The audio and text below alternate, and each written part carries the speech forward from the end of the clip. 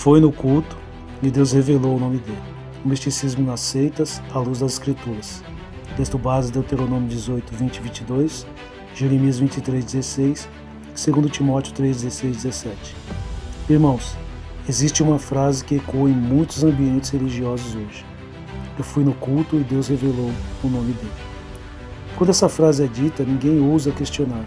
O ambiente se enche de emoção, as pessoas choram, tremem, e a verdade é substituída por experiências. Mas hoje nós vamos confrontar isso à luz da palavra. O problema não é novo, o misticismo sempre existiu.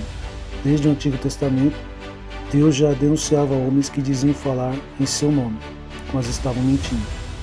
Na Bíblia, o Senhor declara em Jeremias 23: não deis ouvidos às palavras dos profetas que vos profetizam. Falam da visão do seu coração, não da boca do Senhor. Perceba, eles tinham visões, mas eram do próprio coração. No contexto histórico, falsos profetas em Israel diziam: Deus me mostrou, Deus me revelou, Deus mandou dizer. Mas Deus responde: eu não os enviei. O misticismo moderno, a nova adivinhação religiosa. Hoje o discurso mudou de forma, mas não de essência. Agora se diz: Deus revelou o nome de alguém aqui, tem alguém com o problema X, Deus está mostrando.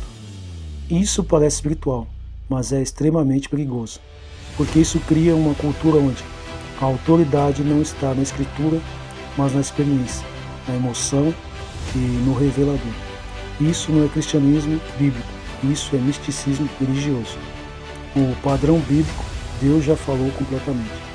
O apóstolo Paulo escreve em 2 Timóteo 3, 16 e 17: toda a escritura é inspirada por Deus, para que o homem de Deus seja perfeito e perfeitamente habilitado.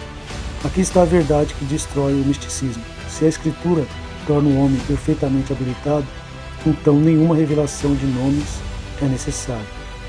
Se Deus ainda precisa revelar nomes em culto, então a escritura é insuficiente? Não, a escritura é suficiente. Mas acertou o nome, e agora? Alguém pode dizer: mas pastor, acertou mesmo. E aqui entra o ponto mais sério: acertar algo não prova que vem de Deus. Em Deuteronômio 18, Deus já advertia: se alguém fala em nome dele sem autorização, deve ser rejeitado, mesmo que impressione, mesmo que faça prodígios ou se cumpra uma profecia que não vem de Deus. Além disso, existem explicações: leitura comportamental, generalizações, efeito Barlow, informação prévia, manipulação emocional e até influência espiritual enganadora, como demônios, adivinhando coisas. Sim, a Bíblia ensina que o engano espiritual é real. O verdadeiro perigo: desviar os olhos de Cristo. Quando alguém depende de revelações, ele não busca mais a palavra, ele não cresce em doutrina, ele vive atrás de experiências, ele se torna dependente de homens e até mesmo de demônios. E isso é extremamente grave, porque o foco deixa de ser Cristo e passa a ser um instrumento da revelação. Isso é idolatria disfarçada de espiritualidade. Isso é feitiçaria. Jesus nunca fez show de revelações para validar ministério. O próprio Jesus Cristo não fazia espetáculos para impressionar multidões. Sim, ele conhecia os corações, mas nunca transformou isso em método de culto. Pelo contrário, ele pregava arrependimento, ele confrontava o pecado, ele apontava para a verdade. Hoje muitos fazem o oposto. Impressionam, mas não convertem. Emocionam, mas não regeneram. Revelam nomes, mas não expõem o pecado. Vamos direto ao ponto. Onde na Bíblia existe culto baseado em adivinhar nomes? Onde os apóstolos validaram o ministério revelando CPF espiritual de pessoas? Onde isso aparece como prática da igreja primitiva? Uma resposta honesta e verdadeira: não existe. A origem real desse fenômeno: historicamente, esse tipo de prática não nasce da reforma, nem da igreja apostólica. Ele surge em ambientes emocionais, antidoutrinários, onde a palavra é substituída por experiência. A reforma protestante foi um grito contra isso. Só a Escritura, somente a Escritura. Tudo que não é governado pela palavra, inevitavelmente descamba para o misticismo. O diagnóstico final.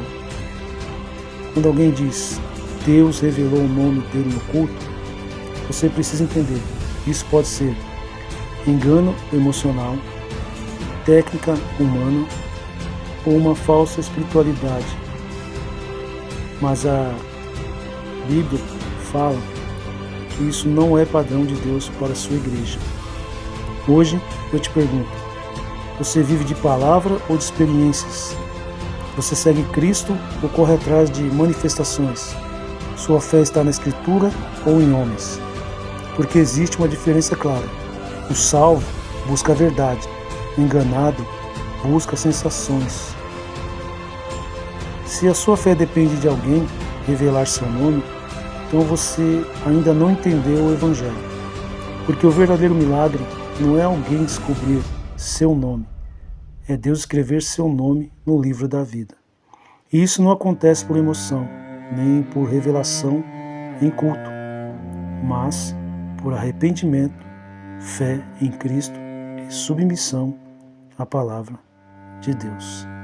Quem precisa de revelação de nome para crer, já mostrou que ainda não foi transformado pela palavra. Amém.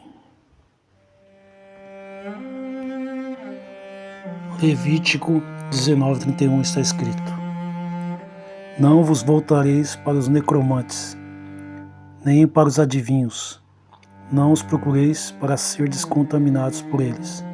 Eu sou o Senhor, vosso Deus. Deuteronômio 18:10 Não se achará entre ti quem faça passar pelo fogo o seu filho ou a sua filha, nem adivinhador, nem prognosticador, nem agoureiro, nem feiticeiro, nem encantador, nem necromante, nem mágico, nem quem consulte os mortos, pois todo aquele que faz tal coisa é abominação ao Senhor, e por essas abominações o Senhor teu Deus os lança diante de ti. Deuteronômio 13, de 1 a 3 Quando o profeta ou sonhador se levantar no meio de ti, e te anunciar um sinal ou prodígio, e suceder o tal sinal ou prodígio de que te houver falado, e disser, vamos após outros deuses que não conheceste, e sirvamos-los, não ouvirás as palavras desse profeta ou sonhador, porquanto o Senhor vosso Deus vos prova para saber se amais o Senhor vosso Deus de todo o vosso coração e de toda a vossa alma. Mateus 24:24 está escrito: Porque surgirão falsos cristos e falsos profetas, operando grandes sinais e prodígios, para enganar, se possível, os próprios eleitos. Vede que vou-lo tenho predito. 1 Timóteo 4 Ora, o Espírito afirma expressamente que nos últimos tempos alguns apostatarão da fé por obedecer a espíritos enganadores e a ensino de demônios, pela hipocrisia, os que falam mentiras e que têm cauterizado a própria consciência. Amém.